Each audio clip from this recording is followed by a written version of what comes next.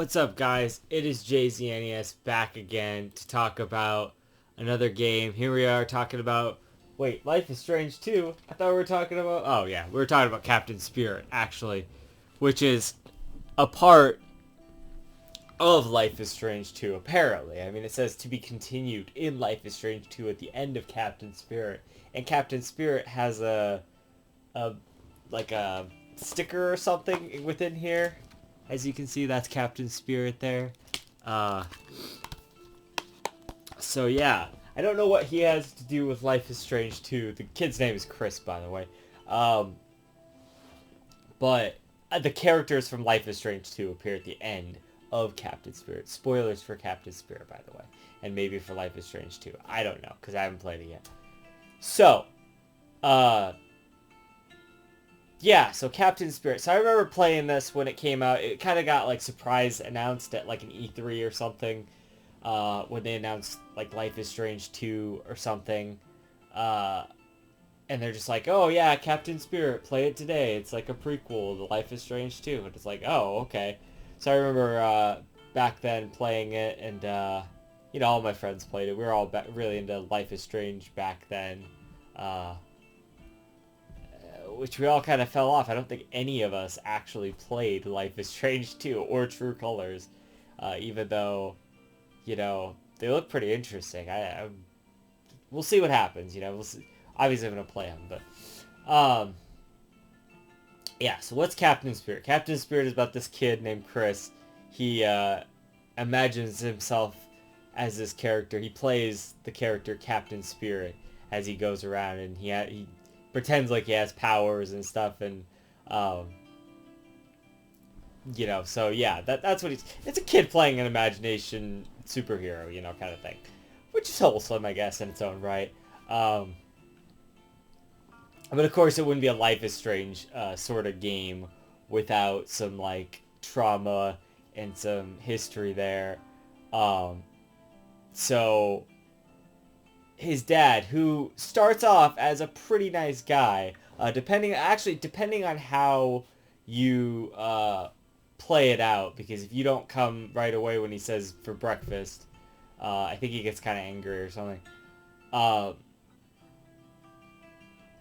like, he seems like a nice enough guy to start, and then you see him like drinking, and you're like, oh. And then it becomes a theme that he's an alcoholic, basically. And then it's like, oh. To be fair, also, his wife did die, though. Of course she did, because, Life is Strange. Somebody has to die, right? In a car crash. There's a lot of tie-ins, how they met at, like, Blackwell Academy and stuff. There's even, like, a couple of documents later you can, like, find in the garage and stuff that, like, talk about that. And that's interesting. His mom was like a comic artist, so you can find some of her comics all around, and he really likes those. But anyway, so yeah, the dad is he's a real piece of work sometimes. He starts off really nice, like I said, and he's like, yeah, go enjoy your Saturday or whatever, do what you want. He's trying his best, but you kind of get these sinister vibes. Not sinister, but like these something's wrong here vibes when he's like asking about your arm. Is it okay? And you're like, oh, is he like abusive when he's alcoholic? That's not cool. This is like a, I don't know, like a 10-year-old kid or something. He's really not that old. He must be younger than that. Maybe, I don't know. Well, you can find him at 7 in the room when they're taking his height. He says, oh, now I'm too old for that. So maybe he's like 8 or something. Anyway, so he plays this character Captain Spirit, and that's like his whole thing. And like if he has to do like chores or something, to be fair, he was never asked to do these chores, but you can do a bunch of chores around the house. He makes it fun in his mind. Like he'll do a hand thing, and like you have this option with the L2 button, and then you press the action button to like always make something like superhero themed that you're doing, rather than just like throwing away trash or like power throwing away trash or something, like that kind of thing. Kid's just trying to have fun, he's he lost his mom, His dad's can be an asshole sometimes, but he's trying to be cool with that too. But he's also a little bit scared of his dad. You can tell that later in like the final scene, because he's like freaking out, when he's raises his voice and all that. Cause, because his dad, he's a drunk. But anyway, so we'll get to that in a minute. Anyway, so what the main core of the game is you trying to make your superhero outfit, and you go around and do these like superhero tasks or whatever. One of them is like basically find all your toys, so you like play with them, or you just like there's one that you just like kind of look at and it goes towards the list. They're like the Mandroid or whatever, his like arch enemy. They're like his minions, all the little toys or whatever. So you gotta like find them.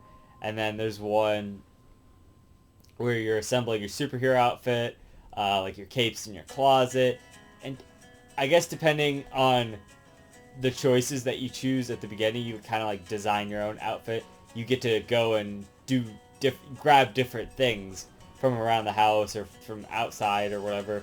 Like I chose heavy armor, so the boxes that were in the back of the truck, that's what I had to put on.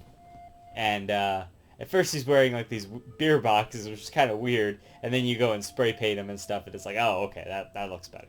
But yeah, so you have to defeat the snowman by like putting a firecracker in him. You have to just stuff like that, like there's he calls the water heater the water eater. And so you have to go turn that on, but like in his mind it's in this dark room and it's like this whole void that you have to like go through. It's yeah.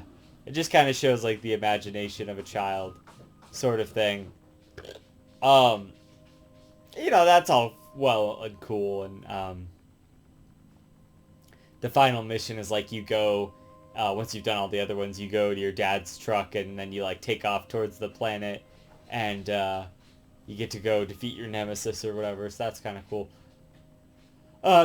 Basically, it's really not that long of a game. It's like an hour and a half kind of thing. Basically, you don't have to do any of that. You can just go wake up your dad and the game's over if you really want to. Which is not very far into the game. You could just do that. You would have missed like most of the game content. But yeah. Your dad like tells you, oh, we're gonna go get a Christmas tree later, and then Chris is like, oh yeah, you sure? Like, you always fall asleep or whatever, and Dad's like, oh, don't worry about it. If I fall asleep, you wake me up, and then we'll go get that tree, and so everything's good. He's optimistic about that. That's good, So when you wake him up at the end of the game, of course he's like super drunk and he gets all pissed off that you woke him up. And then he like falls over and hurts himself, and he gets all mad at Chris about it, and so it's like this like it's kind of a really serious moment, and so that's your bummer ending for a Life is Strange game. And also this like lady comes by who's checking up on you. To kind of make sure you're okay in this situation or whatever, and she gets a bad reading of the whole situation, and she says, well, yeah, I don't think we're really going to be able to like let you stay with him much longer, so that's another thing. Then your dad like blames you for that because you didn't talk your way through the dialogue well enough or something. I don't know if there's any way that doesn't pan out bad for you. So Chris like runs outside, he's like climbing up in his treehouse, and one of the things breaks off and he like falls, and then he like stops right before he hits the ground, and so he's like, oh man, I have my powers or whatever. But then it like pans over to these kids, the protagonists of the next game, Life is Strange 2 that is, and they're like there at the yard, and he like waves at him or whatever, and it's sort of implied that kid is the one who actually did it. We'll see. Maybe Captain Spirit really does have powers. I don't know. Hard to say, but the next game's not really fully about him, so I would assume that this guy and this kid have the powers. So I think they're like brothers or something. I don't know. I literally know almost nothing about Life is Strange 2. So we'll see if it's any good. Um, yeah, I mean, this is another like Life is Strange loves to do this, just like everything's fine and then it's a gut punch, It's like, man, your dad's an alcoholic and he hates you or whatever. He doesn't hate you, but he gets all mad at shit and shit, and it's just like, yeah, come on now, he's just a kid. Just cut him some slack, you know. Um. Oh yeah, and then, like at the end, the reason he like really runs away is because he's like, your mom would have never gone out that day to get into that wreck if it wasn't for you or whatever, which is kind of funny. Not funny in the haha sense, but it's like that's what happened to Chloe's dad. Because he went out to pick up Chloe's mom, and then that's, like they crashed or whatever. So some parallels there. Um, yeah, I don't know. It's a fun enough little, um, adventure before the main game, the little appetizer game, worth your hour and a half or 2 hours or whatever. Um, yeah, I mean, you feel for the kid. It's like,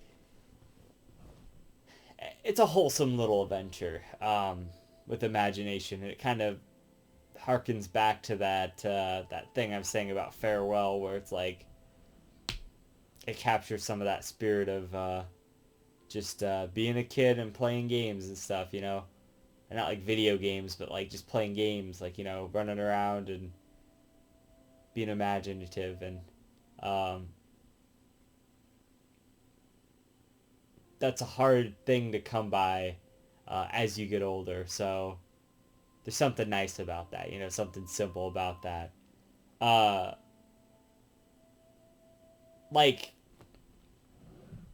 I like this game well enough, Uh, I would say that I enjoy Farewell more, but that's only because I had, a whole other two games to enjoy the characters in that, and that was more emotionally impactful because of that. I think for Captain Spirit, as much as, like, as brief as it is, it gets a lot across in a short amount of time. So we'll see what this Chris kid has to do with Life is Strange 2. Um, but yeah, I mean, like, Captain Spirit, pretty good. I would say, if you're a Life is Strange fan, you should play it for sure. Also, if you haven't played number two, because then it ties into number two somehow. So we'll find out. We'll find out. I'll be reviewing number two, so we'll figure out how it ties in later. So yeah. Until next time, this has been JZNES saying keep it classic. Stick around for more reviews, underrated games, and I'll see you guys in the next one. JZ